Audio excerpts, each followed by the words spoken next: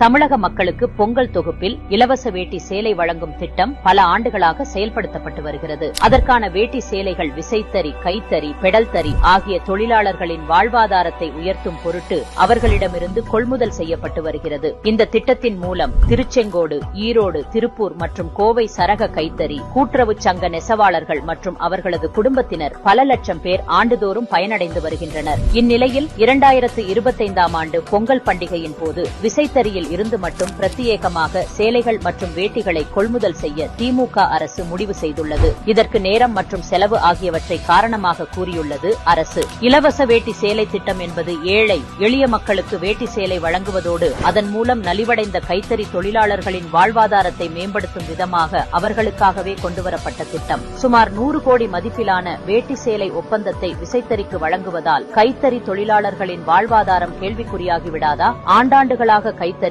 Pedal தறிகளிலிருந்து சரியான நேரத்தில் வேட்டி சேலைகள் கிடைத்து வரும் நிலையில் இந்த ஆண்டு மட்டும் நேரத்தையும் காலத்தையும் திமுக அரசு காரணமாக தெரிவிப்பது ஏன் என்பன போன்ற கேள்விகள் கைத்தறி தொழிலாளர்கள் மற்றும் பொதுமக்கள் மத்தியில் எழுவது இயல்புதானே. இந்த கேள்விகளுக்கு ஸ்டாலின் தலைமையிலான திமுக அரசின் பதில் என்ன?